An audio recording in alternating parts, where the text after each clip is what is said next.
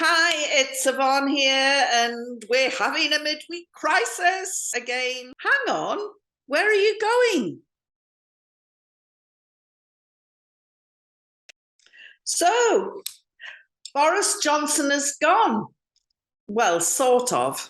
Apparently, we won't see the back of him until the autumn party conference. Imagine the damage he could do in the meantime. Get him out now. Let's see a real Brexit happen and not the nightmare which he delivered to us before COVID-19 arrived. Shameless, buffoon, bombastic, and a serial liar. How the hell did this man become the British Prime Minister? So, who are the runners and riders set to take over from him? Well, there's Jeremy Hunt, 55, former Foreign Secretary, who Boris Johnson defeated in the last party leadership contest. And he was sort of a bookmaker's favourite for the top job. But after losing the leadership contest in 2019, he sort of moved to the backbenches and spent his time whinging and criticising the government's approach to COVID. His past as a supporter of remaining in the European Union could probably damage him in the eyes of some Conservatives, although he now says he supports Brexit. Can anyone believe the Tories? Are they all sort of liars? Then there's Sajid Javid, 52, the former health secretary, whose departure on Tuesday, alongside Rishi Sunak, set off this seismic avalanche of government resignations, 59 in all. And he's had a few cabinet positions under Johnson, Theresa May before that, and David Cameron. He's got an interesting background, the son of Pakistani immigrants whose parents arrived in Britain in the 60s. And when he came to prominence, he was the first Black, Asian or ethnic minority person to hold the post of Home Secretary back in 2018. And unlike many of the Tories before him, he did come from a relatively modest working class background. His father was a bus driver.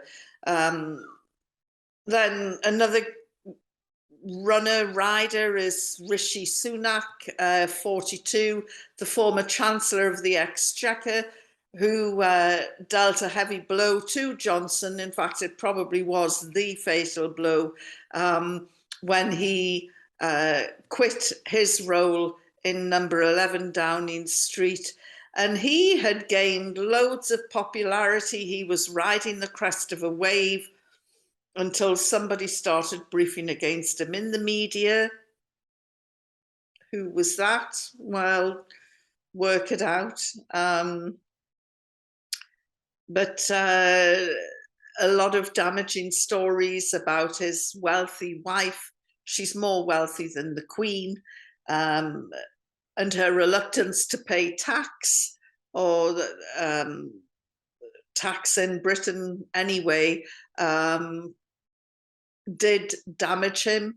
Can he make a comeback? It'll be interesting to see.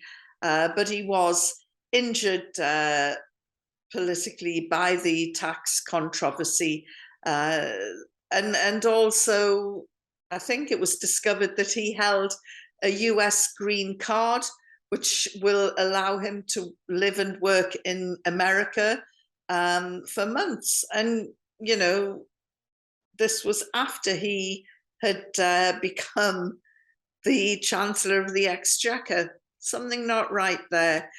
God help us, but there's Liz Truss, 46, who was appointed as Foreign Secretary, to a lot of people's consternation. She's seen as a rising political star, but quite frankly, she just looked completely out of her comfort zone when she tried to take on the Russians over the start of the war in Ukraine.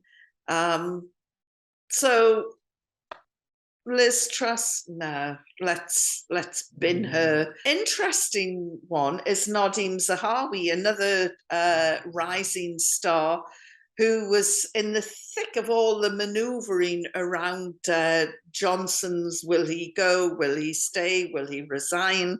And this was even after he had been appointed Chancellor of the Exchequer by Johnson, hours after Sunak's resignation. But he is a genuine contender for Prime Minister, and my money might be on him if I was a betting person. He has a great backstory of arriving into Britain from Iraq, all sorts of daring do with his father and the secret police about to board the plane they were going to leave on to escape Saddam Hussein. So, you know, quite an interesting character indeed. And he does seem to be a man of substance for a Tory. Other potential contenders that have been tipped as runners and riders is Ben Wallace, Britain's Defence Secretary during the Ukraine war, Penny Mordaunt, a former Defence Secretary and a prominent supporter of Brexit, and the final candidate, and I can barely mention her name, is the Attorney General Sawela Braverman, and she said on Wednesday that she would put her name into the ring. This is before there was even a race, but she threw her hat in, and I just think that we're getting into the realms of nonsense if she becomes a serious contender. It's amazing how many Palestinians leave the Gaza Strip and go on to excel in their chosen field. Millions of Palestinians 7 decades after the Nakba are still living in exile, and Tamar ABU Hamadan is one of those refugees. Born in the Jabalia camp, she graduated with a degree in journalism from Al-Aqsa University, and in 2014 made the move to southern Sweden with her parents. Not only did she learn to speak Swedish fluently, she went on to get a master's degree in leadership from the University of Malmo. And throughout her life, Abu Hamadan has maintained an interest in politics. And in 2015, she joined the Social Democrat Party in the small town of Olofström in Blekinge County. She won several political roles over the years, including deputy mayor in the municipal council elections, and she was nominated by the party to head the council of Olofström in 2020. Now she is the mayor. So proud of you, woman. She is now looking to stand as a candidate for the Swedish Parliament in September. What a role model, what an inspiration. Like all women from Gaza, the courage, flair, and ability, it's in the DNA. Now, I want you to watch this clip. You can see that there are tears in the playground as schoolgirls are denied an education. Yep, I bet you think I'm talking about Afghanistan and the Taliban. Well, I'm not. I'm talking about schoolgirls in India. So why isn't the world getting upset about this then? BJP officials in Karnataka have closed the al-farooqi school, prompting a student protest. Hang on, where are you going? Come back. Don't Indian schoolgirls matter?